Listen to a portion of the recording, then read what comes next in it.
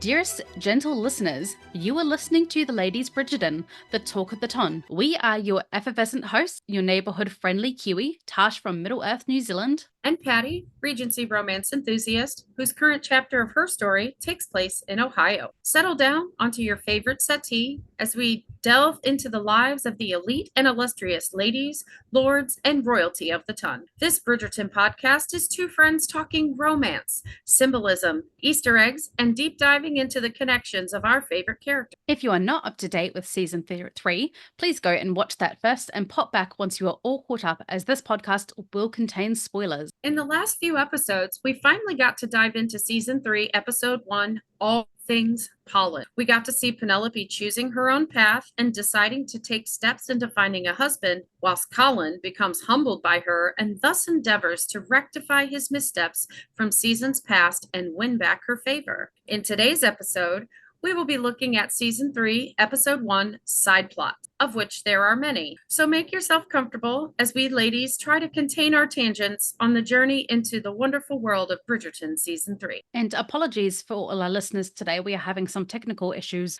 So if our sound quality is not up to scratch as it usually is, we will hopefully have that rectified before the next episode. But for today, we must make haste into today's episode. So we are going to kick off this episode by talking about Lady Whistledown and her first column of the season, as we will be discussing season 3, episode 1's side plot. So to start that off, Lady Whistledown is really the head of Bridgerton. We've got our 3 matriarchs, which is your Lady Danbury, the Queen, and Lady Whistledown. Those are our 3 matriarchs of this series. Called them the Holy Trinity. The Holy Trinity. And so our first introduction to all of Bridgerton is Lady Whistledown, so it feels fitting to have our first side story begin with her. Dearest gentle reader, we have been apart for far too long. At last, London's fashionable set has made its return, and so too has this author. As the season begins, the question on everyone's mind is, of course, which newly minted debutante will shine the brightest? The crop this year appears to be rather dazzling. There is the exquisite Miss Malhotra, said to be quite a catch. Miss Stowell is thought to be a most accomplished young lady. The mild-mannered Miss Hardigan will certainly appeal to genteel suitors. Miss Kenworthy is a welcome entry, brimming with confidence and charisma. And then there is Miss Berrigan, who certainly stands out in a crowd. And let us not forget, shall we need a little excitement, there is another Bridgerton making her debut this season. Debutantes aside, there is also the question of which gentleman will reveal himself as the prize of the season. For our young ladies will certainly need someone dashing at whom to set their caps. Whoever it is that makes the finest match this year, let us hope that their pairing brings some titillation. Favorite word choice ever. Yeah, My favorite word choice ever. Perfectly sums up Nicola Coughlan and Penelope. Yeah, perfectly sums up the catch of the season when it happens. Perfectly sums up the assets of the season, shall we say? Right. So we wanted to start with the Lady Whistledown article because, as we know, whenever Lady Whistledown is talking, there is always a double meaning, a secret message, or a foreshadowing that is happening within that article. The biggest foreshadowing in this one being that, even though she doesn't know it herself, that obviously as she's talking about who is going to be the someone dashing, the camera pans to Colin, and whoever makes the finest match of the season, let's hope their pairing will bring some titillation, is the irony, because it is Penelope and Colin who make the finest pairing of the season. Yeah, and it was tittillating. It was certainly titillating. Things that he's been dreaming of. She was a pastry. She was a pastry. He certainly knows how to enjoy himself a pastry. No, and I really do like coming into this season. It really does seem like she's made a shift. Like we talked about it before, where this is the Lady Whistledown as Lady Whistledown was intended from the books. Like, talking fashion, talking about the debutantes that might not get talked about as much. But I also feel a shift in, honestly, as she's figuring herself out, that she learned last season that she has influence. that she shapes minds in the ton. And you can see her writing has changed a little bit to try and speak directly to people rather than call them out, if that makes sense. Like she knew she made a mistake calling out Eloise. So now she's trying to be a little more furtive. And she's trying to influence rather than control a Oh, situation. she does call someone out, but it's very much in defense of a beaten woman, and that is one of my favorite moments. But we will get there. I digress. We will get there. Well, and I think she uses that, like she calls them out, but she doesn't say specifically what happens. But that was also her way of proving she was Lady Whistledown to the Queen. So Yes. she had to have something juicy. Yes. And that was the juice. That was the juice. That was the Penelope tea. Yeah, I think from my perspective, it is she realizes that that was merit in what Eloise was saying in season 2, where she was a little bit disappointed in Lady Whistledown that she had this voice. And Penelope defends Lady Whistledown and says, well, I don't think she's going to like change what she is writing. She, at the end of the day, is still a gossip columnist. But I think after the friendship breakup in the end of season 2, even though Penelope and Eloise are still at odds, I think Penelope realizes there is a way for her to kind of see Eloise's vision and still keep true to the Lady Whistledown word and use her power. As she says, Lady Whistledown is power. Use her power to help young debutantes while still offering the Tom the gossip that they desire. Well, and I definitely find that interesting. I think, though, like as we see often, where two people are kind of having two different conversations, Penelope is always focused on getting Eloise's opinion because she wants her friend to be proud of her. And approval. Yeah, her approval on her style of writing because she says, I don't think Lady Whistledown is going to change the style of her style of writing now. And Eloise is talking about her content of what she's writing. And we see that this season too, when she asks her to give up Whistledown, that to her, she doesn't understand that it's the writing that's important to Penelope. She thinks it's the gossip and the society stuff. And she's like, it's just gossip, but it's not. And she's actually using this, she's writing now in a way as penance, like to show she knows Eloise reads it. So she's trying to show penance and to Eloise, but she's also trying to show her that she listened. Like, even if they're not speaking, she listened and she's trying to improve her content but keep her same style of writing. So she's trying to make Eloise happy but still be true to herself. I think you are correct in that. I think she is very much trying to earn back a favor or show that she's like aware of what she had done in a way. And this is her way of like showing to Eloise without having to actually, she knows that Eloise is just not there yet. And we will get to that part in this episode when they do have their bump into each other, where I think Penelope was taking what Eloise had said in the previous season and changing her tone of Lady Whistledown to be a little bit more kinder, to have less barbs, to be more fair about what she wrote rather than, when sometimes you just you get a little bit of ahead of yourself and you say things that you just don't mean and they are not representative of who you are as a person. And I think her article, especially what we see in Queen Charlotte, is very much heading that way, getting away from who Pen is as a person and started to be a little bit mean-spirited. Yeah, I think that, and it's been a minute since I've seen Queen Charlotte. I have seen it. It was one that I don't even still think I'm emotionally ready to revisit. I have watched it twice. Once before reading the book and then once after reading the book, and I sob like a little baby every time. And I know that for our content, I still haven't read the book. I know that for our content, I have to rewatch it again, but it hurts me so much because, and I mean, that is a sign of a really, really good series when it can make you, like, I'm under my own bed sobbing, like, you didn't go over the wall, Right. Yes. I mean, it wrecked. I haven't even read the book because the show, there's only one other instance I can say that, and that's My Sister's Keeper. Like, I read that book and it wrecked me, so I've never seen the movie. So there's no way I can watch the movie because that's a visual representation. All I have from the book is my imagination. But yeah, I think that Penelope, we see her maturity. And remember, she started this very young. She was foisted on the marriage mart a year early. So, I mean, 16, possibly 17. She was very young. And we see, like, a lot of times when young people discover they have influence or power, they kind of let it go to their heads a little bit. Yeah. And it kind of makes me think of like all of those makeover movies where you have the wallflower or the unpopular girl, and then like Mean Girls, she becomes popular and then she starts acting like the mean popular girls because she knows she's tasted that power. Well, and So that kind of segues a little bit into Colin and Eloise, because if we're talking about, tasting that power and turning a little bit into a mean girl, and she didn't, Eloise is not a mean girl this season, but her demeanor, her desires like for fashion and fitting in and all those things definitely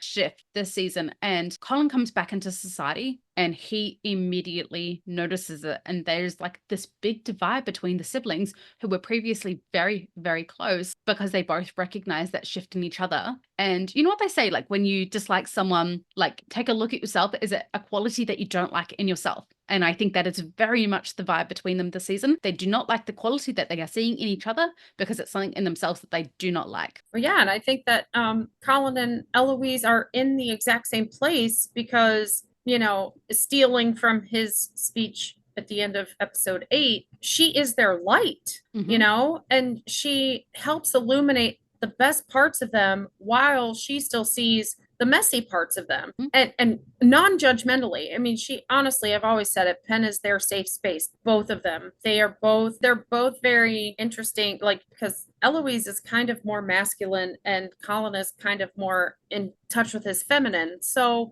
but Penelope didn't care. Like, she just loves them for who they are, and she's like lit the way for them for so long that they are just both lost without her and just trying to figure out themselves, who they are, what and they're fighting the what they're expected to be versus who they truly are. And it was okay to be who they truly were when Penelope was around. But now that Penelope's kind of not there for the both of them via letters and, just via not talking, they both kind of go down this other path. And when they see it in each other, it's okay until they see it in the other person. Yeah. Yeah. And then they're like, especially when Eloise calls him out and says, "Isn't that I lonely? chose the winning side." And it seems like something you're doing as well, or is this really the new you? Yes. Like, she acknowledges that she's doing it. She's not exactly liking it, but she's doing it. But she honestly calls him out like, do you realize that you're doing this too? Yeah. And I think that neither one of them really saw it as a bad thing until they're looking at the other, like, it's kind of like looking in a mirror. Look, I was about to say. They're looking in a mirror. They are a mirror of each other. I've said they're like the same person, just different genders in the family. And that's another thing that you talk about all the time, and is such a good point, is that in this season, and this is why us, I know that all we want to talk about is Penelope and Colin because it makes us excited. But these side stories, even though they seem like they are taking away from the time of Penelope and Colin, and they do, I could quite happily just watch hours upon hours upon hours of those two just being in each other's space. But I digress. Manifesting. I want the extended footage. I want everything from the cutting room floor. I know it's not a cutting room anymore. I'm aging myself. I want everything that was digitally edited out. I want it. I want it. I want it. Thank you. We want it all. We're just hungry gals. We want it all. Yeah. We're hungry gals. I want the cut that they didn't hear cut, if you know what I mean. Now, Bali, come on.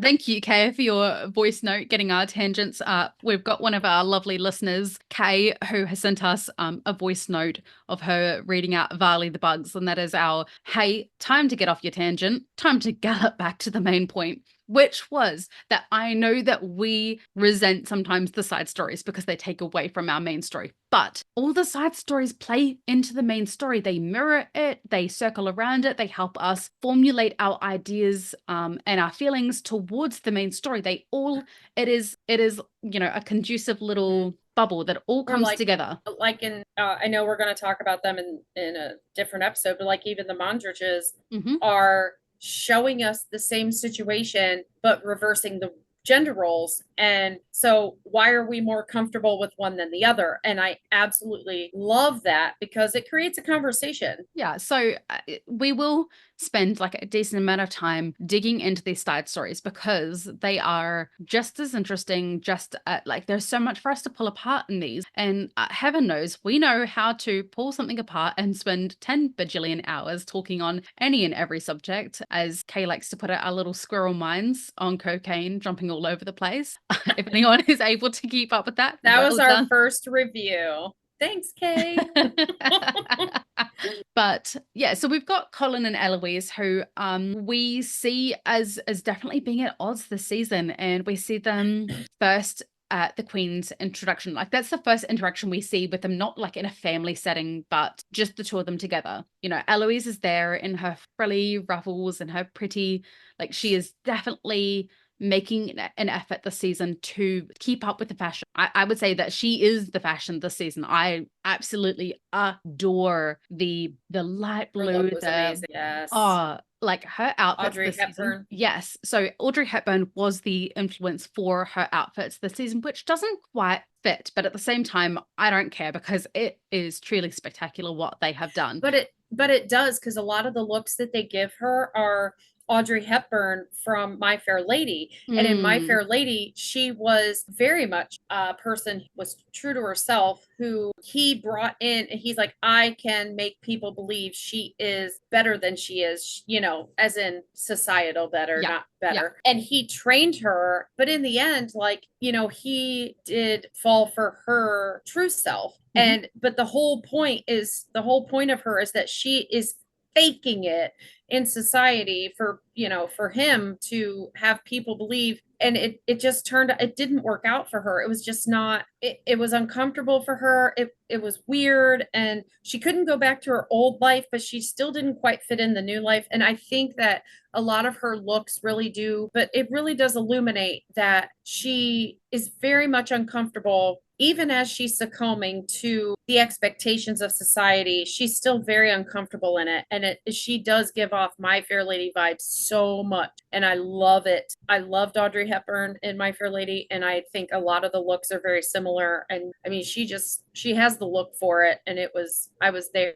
We are looking at Bridgerton. Like, Bridgerton is a mirror of our society today, where everything is you're branding yourself, you're marketing yourself, you're creating this persona for the world to see, but it may not be the one that lives inside your home. And I really do feel like that is the core of, we really should come up with a triangle name for Colin, Penelope, and Eloise. Colin, Eloise? PEC, Penelope, Eloise, Colin, Peck, or Seth. Or like, yeah, if we put it down to letters. Or Elo Pollen. Hello Pollen. Hello Pollen. Elo Pollen. Now you're just taking me. You're just taking me straight into Pirates of the Caribbean. Hello, Pollen. Yeah. Hello, Pollen. But like, I don't want to call it a love triangle because two of them are siblings, but they very much are intertwined with each other. And I think that's why we see Colin is very concerned about their friendship rift. I have my theory, but he's very concerned about the friendship rift, and he wants to figure out why it's there, and he wants to fix it. Like, that is something that for his comfort and security, he likes coming home to nothing changing, and that's a big change. Yes. Big change. Big, huge. Sorry, since you brought up Pretty Woman, I had to do it.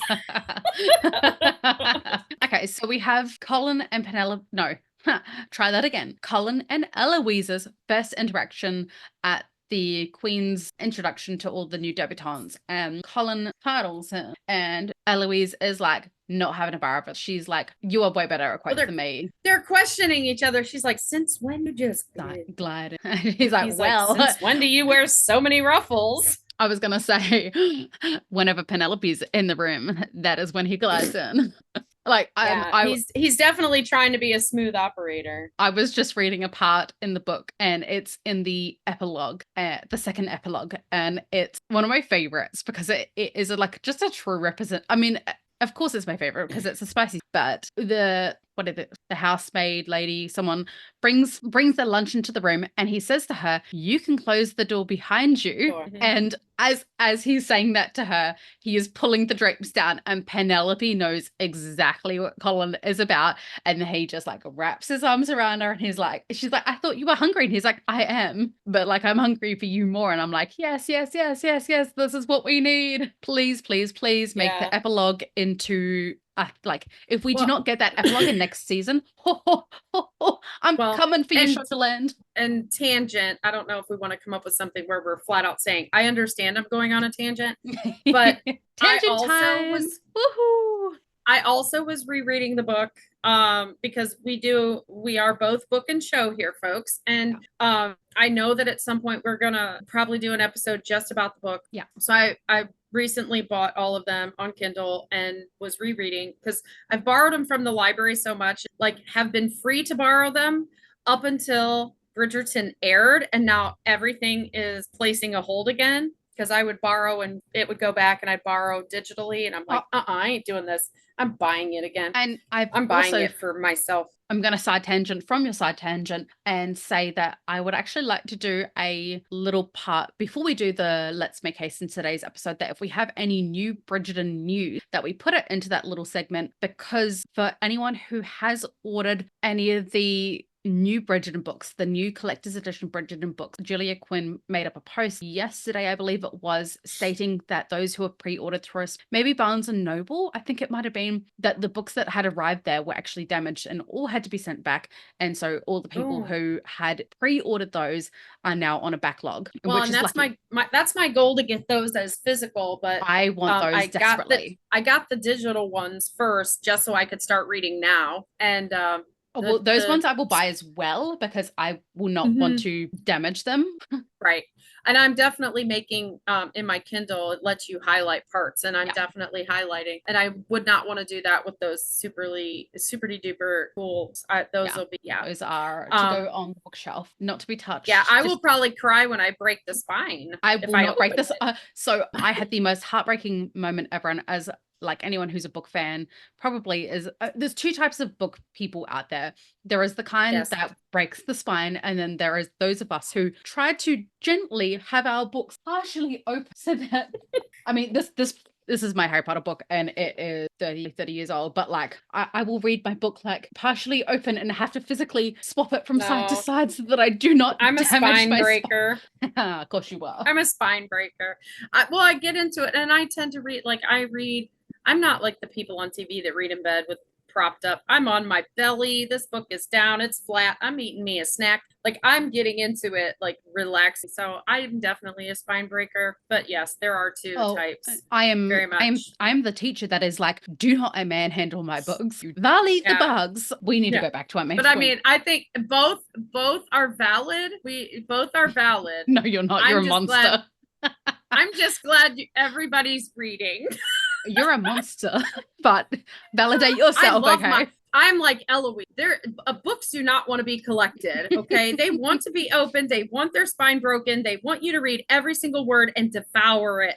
They are meant to be consumed. I'm the John Sterling. I devour gently. I am an Eloise reader for reals. You are the Michael Michaela. You are not a gentle devourer. No. I don't know how that's going to play out. I treat a book like a pastry. I'm devouring the whole thing. Oh, I don't think that he treats it like a pastry. Let's get back to the main point, because I'll stop blushing.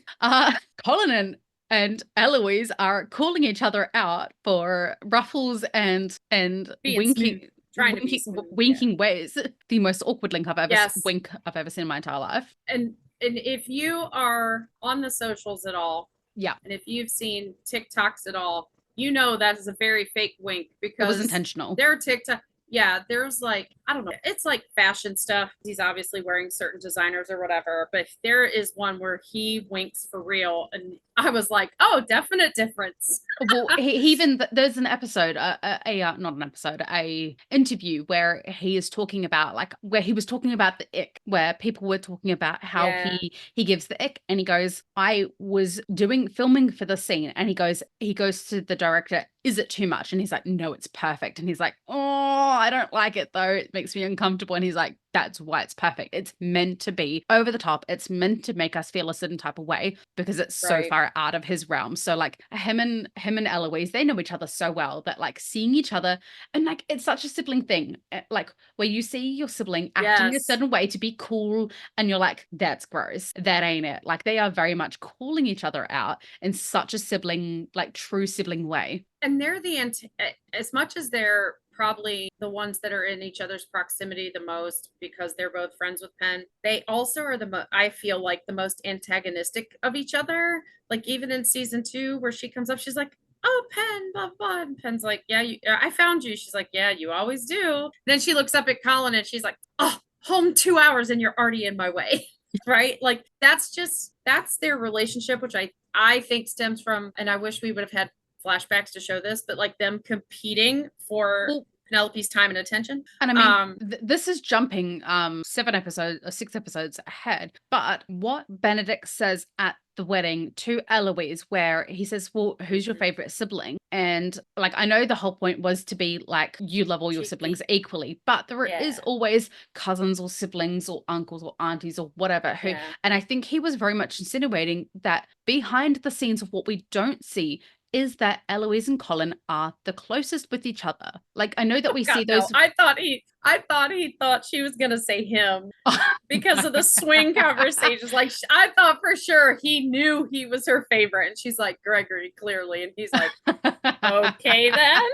But I think it's like Benedict and Eloise are in 2 different places in their life, and I think it's actually Colin whom she has spent the most time with in her life. Oh my gosh. Go on, Twinkle Fingers. And I just thought of it too. That whole, and this is not episode 1, folks, sorry, but she brought it up. That whole thing about who's your favorite sibling, and we're not sure. Like you were thinking she was gonna say Colin, and I swear he thought she was gonna say him, is the same as season 1 where Daphne's upstairs and they're both like, Colin's like, I'll go up and get her, and Ben's like, no, I'll go up and get her. He's like, she clearly likes me better. Who says that? Everybody says that. Everybody. So these two brothers have been competing over who's the favorite brother with every sister. And Anthony's like, I'm even in the race. I'm the mean older brother. No, he's not too serious. He doesn't want to be a favorite. He doesn't give a crap if he's a favorite. No, he's too deep into Sienna at that point to care about anything else. Pun intended. Benedict and Colin are so like,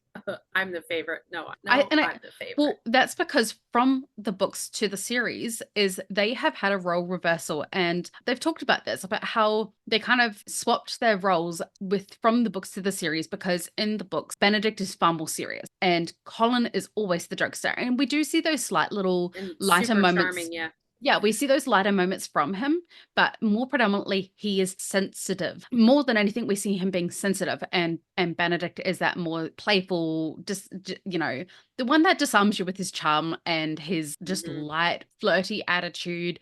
He's very likable. And so they Nicola says, Luke Thompson has sexual tension with everybody he stands next to.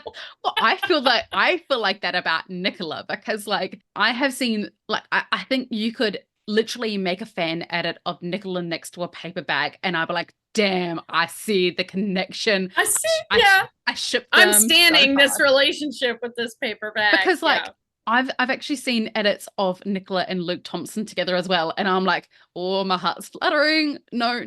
Like Nicola and other Luke. But then honestly, that girl, she's fire. Okay, so we're going to jump ahead a little. And even though we're going to talk about gifts on a set episode, I do want to talk about the fact that, because I think this gift that Colin gives to Eloise perfectly sums up this rift between them, is he gets her a really well thought out gift that is like, hey, I see you, I accept you for being the independent woman that you are, and here is me supporting you in that. Here's a gift. And she's like, sorry, bro, I've got some frills to pick out at the modiste. She is not interested. Well, and she's reading, and I'm very disgusted that back then it was considered, a silly romance and just frilly novel. But she's reading Emma. And, today, in today's society, Emma is like, high-end literature. Mm-hmm. Back then it was a silly romance. But I think the romance demographic at all to men was considered silly and like it was giving women unrealistic expectations of what they were supposed to be like. And it very much, I think Emma itself, if anyone's read Emma, very much kind of Eloise's impressions of society at the moment, that she's got to, follow certain rules and be a certain way to fit in, because Emma itself as a story is, Emma's trying to influence people and create relationships and stuff like that, but there's a hierarchy of people. Like, you really see the hierarchy of their community. So Eloise almost lost herself and was taken out of the hierarchy at all. And I think now she's dived right back in, feet first, because she almost lost it. And although she's not really recognizing it, as we talk about, Whistledown and Whistledown almost takes on Emma's role. Yes.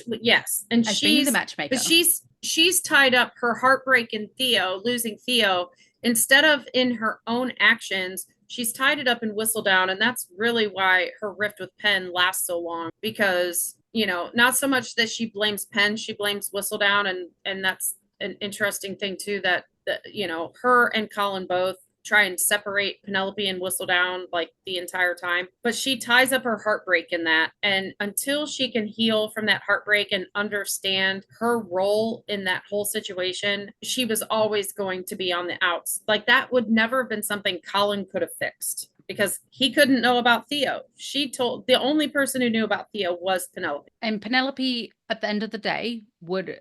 And I think truly, even when she writes the letter to Violet and explains herself, I do not think that for one second she explained at all the Theo situation, because she would never, ever break her confidence. Like, no, I think all she would have said to Violet is, Eloise told me the queen thought she was Whistledown. Yeah. So I wrote this to protect her. Not that I thought she wouldn't survive it.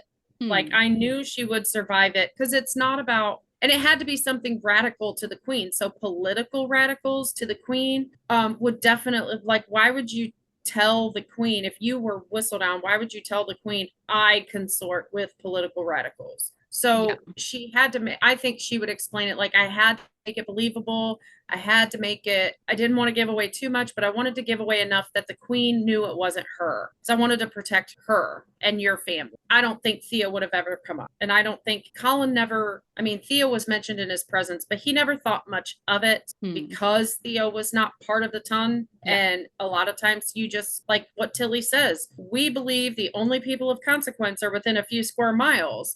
And it's only these few thousand people or a few hundred people, but there's millions of people in the world. And I really think that, especially a Bridgerton, who grows up, the 9th generation of this title all the way back, they're literally not, he's never going to believe that Eloise would have even considered this person as someone she could. I think it's more the fact that he would never consider Eloise to have a silly romance is the thing.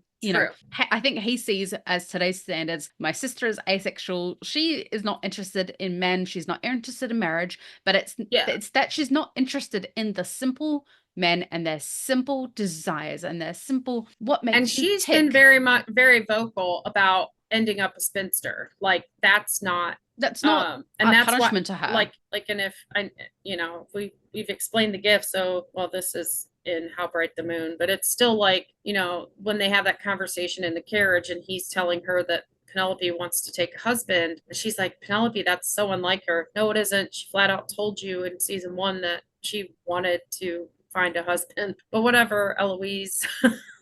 But and then Colin's like, well, maybe do you even know your friend? Yeah.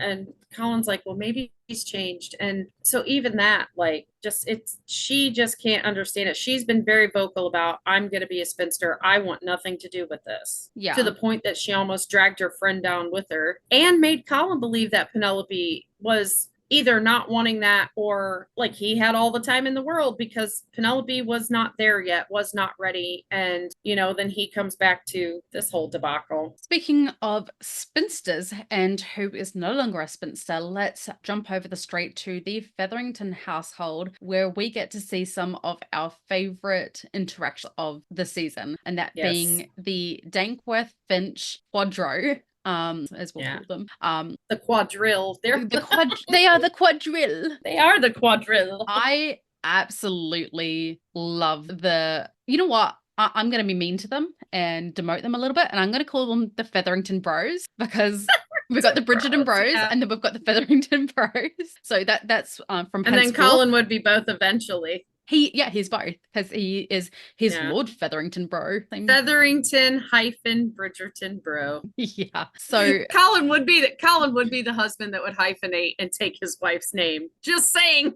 I was mean and I didn't hyphen. I do on Facebook. I'm a strong, independent woman. No, I'm Eloise. No, I definitely be a Lady Danbury tinkering behind the scenes. Actually, I can't keep a secret to save my life, so it wouldn't be me. I certainly wouldn't be Lady I'm an Whistledown. info dumper. Don't tell me any secrets.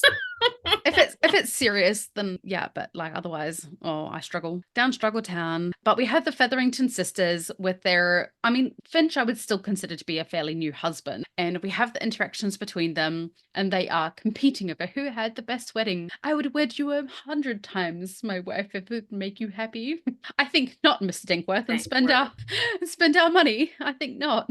I love this whole interaction because Philippa has been rather cruel through the season to Penelope, and I actually see their husbands kind of bring out a lot of good in them. So for Philippa, she has a husband who truly believes in her intelligence, because what does Penelope say when she goes to the Bodice? She says, I do not want to live under the control of either the most simple or cruelest sister or person that I know. And the two things that she complains about within her sisters are two things that their husband really bring out the best in them. So like Finch, 100%, Mr. Finch, he believes in his wife. He thinks she is the most intelligent, beautiful. She's clever. She's clever.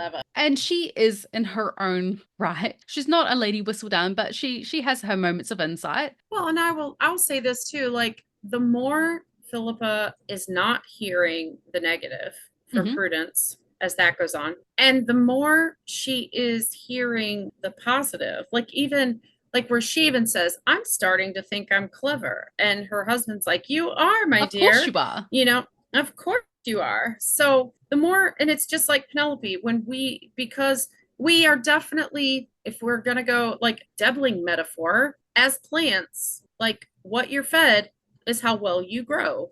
And these poor girls have been fed mockery and disdain, negative reinforcement, competitiveness all of their lives. And as that starts to change and they are fed with positive affirmations and things like that, they do come into the thing that they were considered the opposite of. So Philippa is smart in her own way, and she comes into that bracket in her own way. Well, because she's not book smart. She's not, but she has her insight. She is smart. Yeah, she's very insightful. And Prudence is not.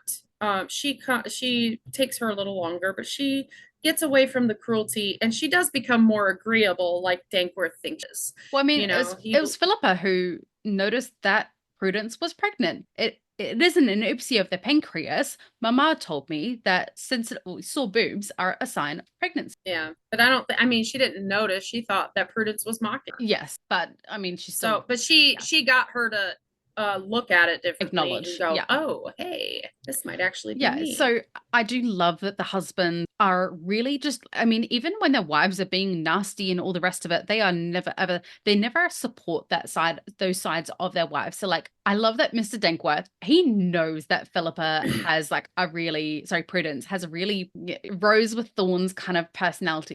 She has her sweet side, but there's certainly some thorns that you might have to prune back a little. She's a Sour Patch Kid. But think it's so funny that as she becomes more like destitute with the fact that like Penelope is getting the life that she wished for, that she starts being more loving towards her husband, like because he's actually supporting her, and she's like, oh, I do need this shoulder to cry on. And Yeah. he lets her be, though. He's never trying to force himself on her. He's just the whole time being this loving husband, holding her hand, supporting her, telling her she's beautiful, you know, all the rest of it. And like even in those first scenes, we see that Mr. Dankworth is a honest, kind, dependable husband. You know, he's never going to. And adoring of his wife. Yes. Regardless of what she is or who she is, he adores her, just like Finch adores Philippa. But I sent you a voice note on this the other night. One of my favorite little realizations the other night upon my 3,675th rewatch of the show. What number am I up to? I don't know. Is when... Let's just say this. Last week, numbers went down and both of us were too busy to watch as much as we do. We really believe it was our fault. Yeah. Sorry, team. We let the team down. We are making up for it this week. We made up for it this week. Portia, you know, is in the living room with her daughters, her all bickering over, and she said something along the lines of, "We don't have a man to control us now." And Mr. Dankworth telling us what to do. Yeah, we don't have a man telling us what to do. And Mr. Dankworth is like, "Hey, wait a minute! Like, Mr. Finch and I are right here." And he's like, "Oh, I don't really care." Like, well, and even and some awesome fan called this out. I saw it on TikTok where when they're all leaving the garden party later, and the girls are all up in their mom's stuff, like talking about the Lord Featherington stuff, and Dankworth, of course, is just chasing after his wife, trying to walk as fast as her. And Finch, who's been around a while, just grabs him by the shoulder, like, "No, dude, we walk in the back." Yeah, come on, dude. Let them do their thing. Now's not the time. Now is not the time. The guiding of the bros, how to survive the sisters. He's like, "I'm gonna give you the benefit of my wisdom and my tenure in this family." Hang back. But I do very much believe that Portia chose Dankworth because he is so amiable, and he was never going to be the kind of man that would try and run the Featherington household. Power. Yeah. Like, she's never going to be interested in any man for her daughter that is going to try and sway them or troll them or any of those things. So I love. And she struggled. I mean, Lord Featherington, she thought that was going to be a secure match, and he failed miserably as a leader in the family, and she still had to lead, but she had to do it in such a crafty way because of being a woman and not having the power in the household, that she doesn't want to be in that situation again. And, you know, I can understand that. All right, let's jump ahead. Same family, but we'll jump past and then we'll backtrack a little bit. But we are at now the garden party, the first garden party, the debutante. Yeah. Introduction party. I don't even know whose house it is. I was trying to look at it last night and I have no idea. It's definitely not the Cowpers or anything because it's way too light and happy looking. It's not a mausoleum. So it's probably just someone random. But we have firstly we got a really big snippet of information as the Featheringtons are talking with the Cowper, being Cressida's mother, Araminta. I remember Cressida's dad's name, Mr. Sourpuss Cowper. Yeah, Sourpuss is probably right. And we were talking about this before, and it is funny because for what has transpired from last season from all of the Ton's money being stolen by the Featheringtons, from Jack Featherington, it is absolutely crazy to me that there were no repercussions, or so I thought. But you made a really, really brilliant observation as to how Walter Dundas might have came about snooping into the Featheringtons' business. So we have the whole conversation, and the only people that we see actively calling out the Featheringtons in society is the Cowper family at the garden party. Yes. Well, not even just at the garden party. If we go back season 1, we see Araminta calling on the Featherington home. She is in the drawing room and they are talking strategy for the season. They're on equal footing. And then everything that happens at the beginning of season 2, she's actively giving her the cut. Like, even though they're standing next to each other and they're both holding the same conversation, Portia's talking to her, but she does not talk to anyone. Like, she doesn't talk to Portia. She waits for, like, her daughter says something, and then she talks like she's talking to her daughter. So she's Mhm. answering Portia, but she's not talking. So she's actively ignoring her. You're not supposed to be here. And, we see her and Lady Keswick or whatever at the end of season 1 at Daphne's ball, like, oh, what are you doing here? Personal invitation. Interesting. And they make the snide comments about her husband and his big win. But like they actively were trying to tell her, you no longer belong. Yeah. Why do you keep showing back up like a bad rash? And Mhm. at the beginning of season 3, when they're talking about Jack leaving in the middle of the night and all this stuff, and she actively says, like, she just openly says, so, Remember, is I'm he just the gonna only have one in the just gonna have yeah, so at the beginning of season 3, we have them at the garden party, and Araminta is openly asking the family, like, oh, is there anyone else in the family that lacks scruples? Yes. Because she absolutely does not believe that Jack was the one involved in that situation. Mhm. So, and, at this point, we've She seen knows how cunning Portia, Portia is. She knows. and she's watched Portia make a few mistakes, with Marina, and then with her husband, and playing that out, coming back into society. And I think she's just jealous and angry. Like, how is this woman doing this all the time, all these things, and yet still being accepted as society? So I think that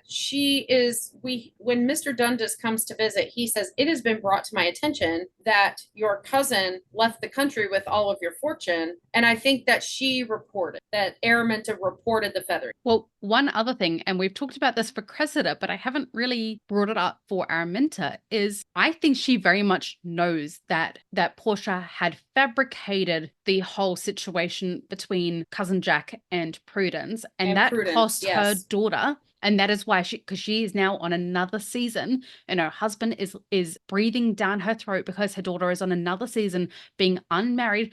First, absolutely blocked by the Bridgertons, and now, once again, her daughter was blocked in second season from marriage because of the Featheringtons. So not only did they cost their family a lot of money, but they also cost their daughter a marriage prospect. So I don't think they would have even really cared necessarily that Jack was hard done by financially, because in their eyes, it was more important that she was married off in society into a titled family, and that she wasn't a spinster, because in their eyes, having a spinster daughter was shameful. And do you honestly think they would have cared that his wealth was attained by fraud? No. No, They had the title. Like, that's how they are. Yeah, They had the title. She would have been titled, and she would have been wealthy. And they didn't care where that money came from. Not at all. No, because they had their own wealth. It just makes me think, considering like what you said, she was cut by the Bridgerton, then she was cut by the Featheringtons, then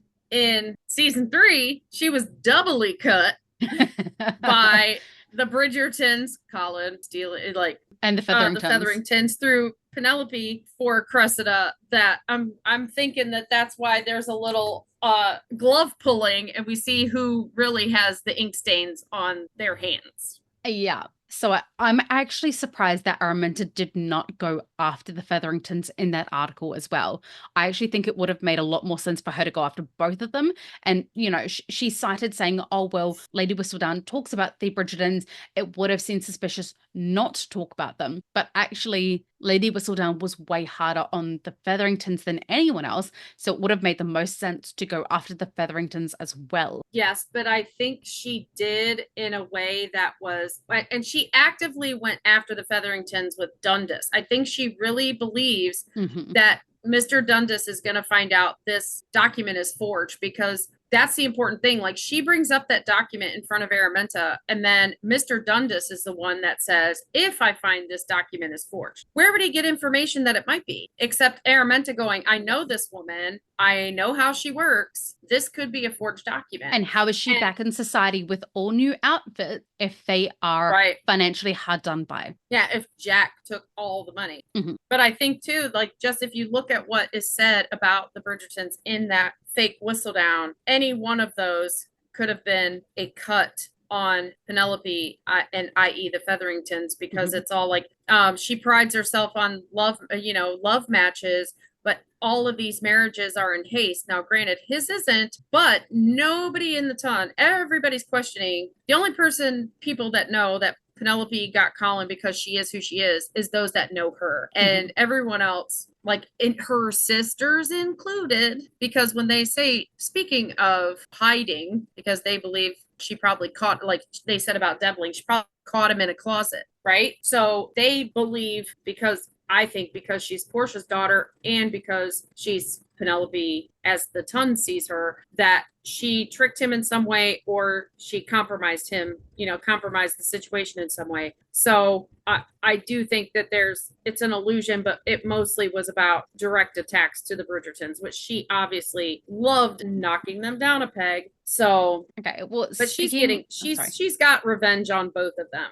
in two different ways. Speaking of attacks from the Cowpers, we kind of find out about Eloise and Cressida's friendship as Penelope is sitting there alone, defenseless, and Cressida walks up to her and is very much insulting her colorful attire yet again, where Eloise comes and interjects, and without outright protecting Penelope in either Cressida or Penelope's eyes, she kind of just distracts her.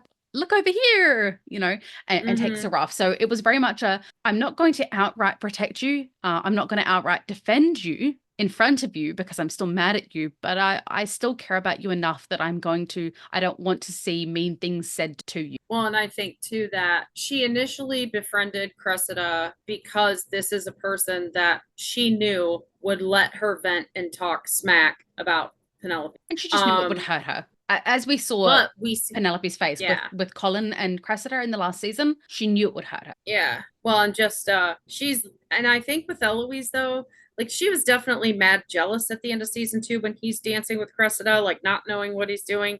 When she sees Eloise walk off, like she, one, follows them, and two, the look on her face, she's like, I'm in the Twilight Zone. Like she just cannot. I would rather die. I would rather die than be friends with Cressida. Eloise, are you dead? Are you dead right now? I need to know. Are you dead? Because is the ghost in the room with us? Yeah, she's just looking at her like seriously, she thinks she walked into an alter.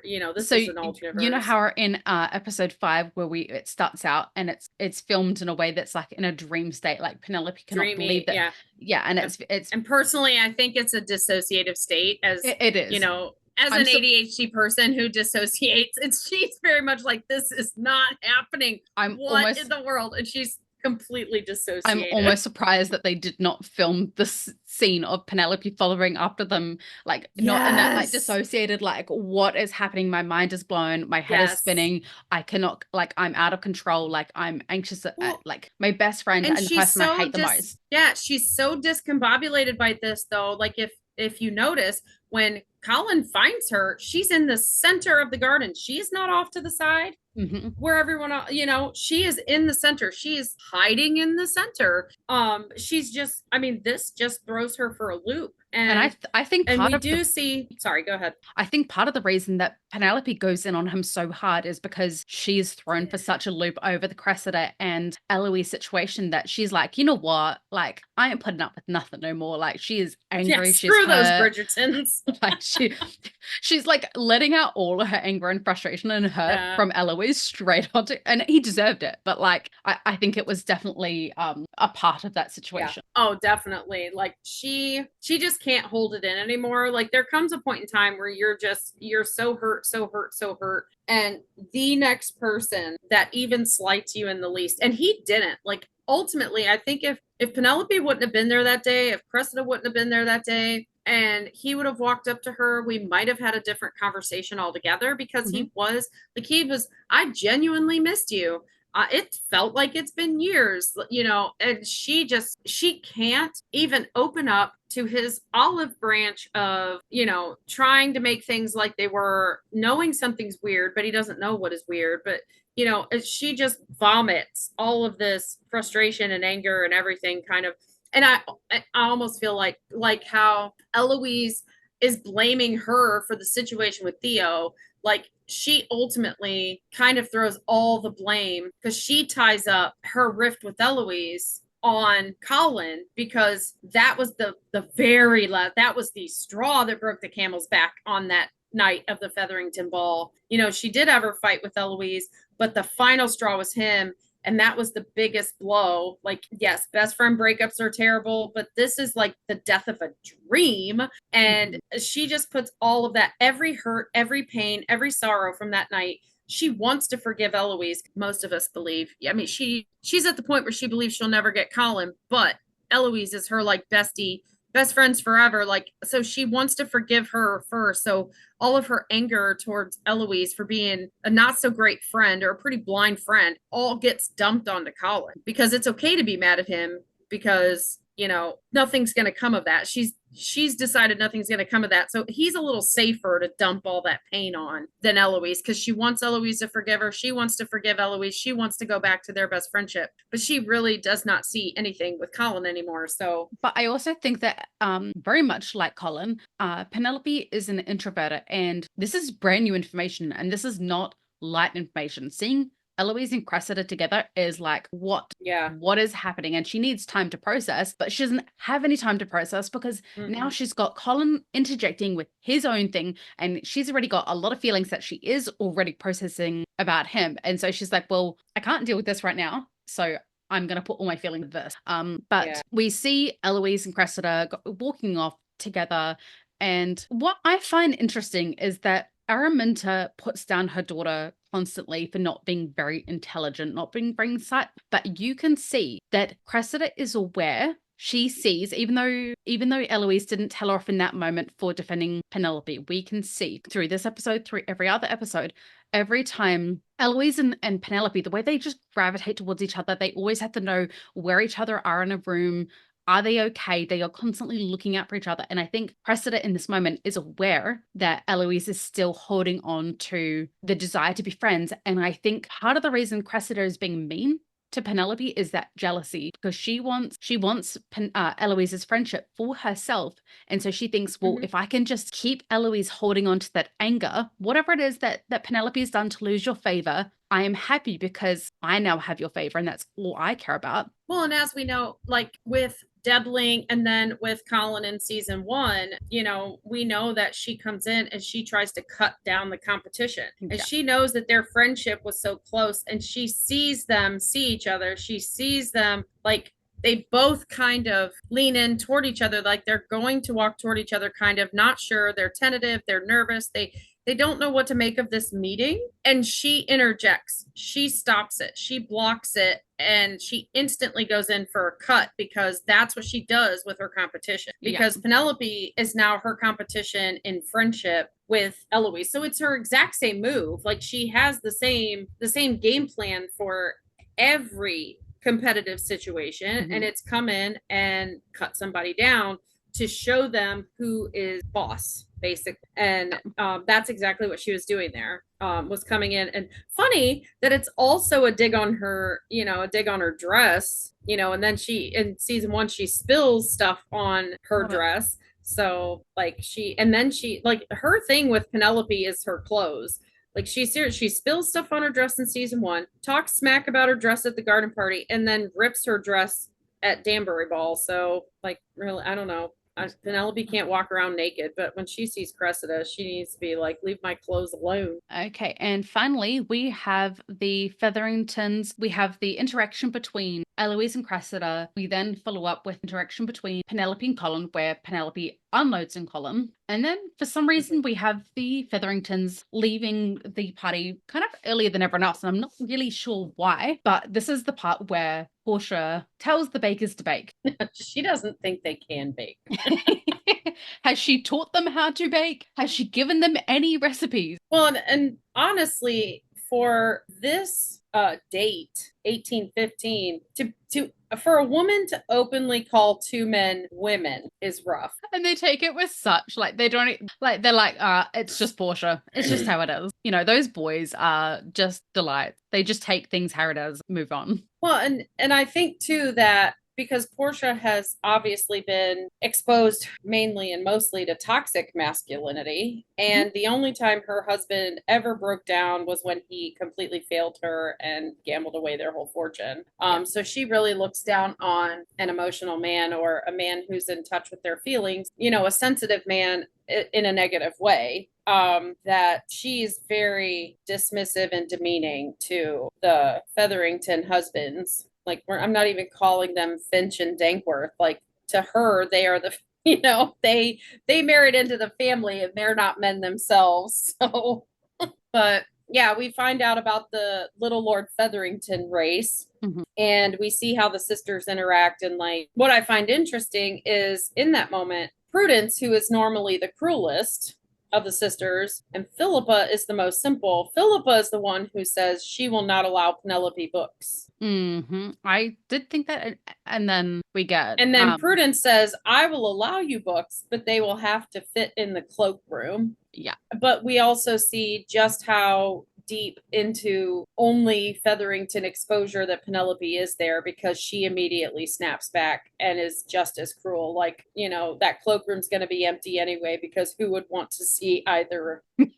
She's diving right into their madness. She bites back, especially with them a lot more in the beginning. And I think that's, to me, that's indicative of the fact that she has been completely exposed to them and her mother only, and has had no positive outlet, no little, ray of hope of Sunday tea at the Bridgerton house to kind of help her survive that. And now she's in her own, like, she's starting to engage in reactive abuse, where she's now she's not necessarily advocating for herself, like she's not standing up for herself, but she's very much in a reactive abuse situation. She is just reacting to their abuse with it. She's abusing them back. And for as much as they're at the house, this is the first scene where we realize that they actually have their own houses, the Featherington daughters. Yeah, because they are constantly at their mother's house, very much because they are used to a life of certain luxuries, and with their husbands, even though they're happy for the matches, I think purely for the fact that they wanted to be married. I think Philippa very much married Mr. Finch because she loved him. Prudence married Mr. Dankworth because her mum set it up and it got her off the marriage mark. Because of Jack, she was a ruined woman. She didn't have many options. And I mean, if we look at interviews from season 1, and Bessie Carter, notes that she was going into her 3rd season then, like, she was going into her 5th season unmarried, which is still, like, flabbergasts me that Portia would be like, are you done, with your daydreams, to Penelope, like, and do you really think you'd find a husband in your 3rd year out? Like, your daughter was past her 4th year. Portia was always daughter. Portia showed cruelty to all of her siblings, all of her daughters in different ways. But the cruelest that she was definitely the cruelest towards Penelope in just like overlooking her. But I think I'm not sure that she was ever taught how to be a sibling, and therefore the only thing that she knows is the competitive nature of the marriage mart, and she takes that kind of crassor approach even between her children of encouraging that nastiness between them rather than fostering a loving relationship. And it's not until Colin Bridgerton calls her out on it that she goes, oh, maybe I've made some missteps as a mother. I was so focused on surviving your father. She says to Penelope, like, essentially that she was so focused on surviving her husband and her marriage that she never put any effort into fostering healthy relationships between both her children and the children of sibling, Well, and she doesn't immediately change her ways either. Like, she doesn't accept their partnership, their betrothal, and sees that he truly is a love match for her right away either. She is faking it to be aligned with the Bridgertons because of the whole Dundas thing. But who does that mirror? Which other mama on the mart does not immediately believe in the match? Violet. With Francesca. So many mirrors in the season. And for the next episode, we will be digging into that whole story. We will be looking at Francesca. We will start looking at the Mondrick family, the Bridgerton bros. We have lots of things that we want to get into, but as you know, we are the tangent queens, even with other people helping us try to stay on track. We never. So basically, this is going to be yet another 2-parter. So for today, gentle listeners, we will leave it there and continue on next week's episode. If you have anything particular you would like us to cover, or any Bridgerton knowledge you would like to share, please head to our Facebook page, The Ladies Bridgerton. And we would like to say a huge thank you for all of the support you have showed us so far. We are excited that this week we have hit and now surpassed 1,000 members on our Facebook group. And as our group grows, So too does the content that we wish to share with you. Thank you to everyone for helping us build a beautiful community of fans. Much like the Bridgerton's bee symbol, we are a hive of activity working together to make the fandom great. Once again, thank you for listening to the musings of two mad women, yours truly, Tash the Kiwi, and Lady Patty.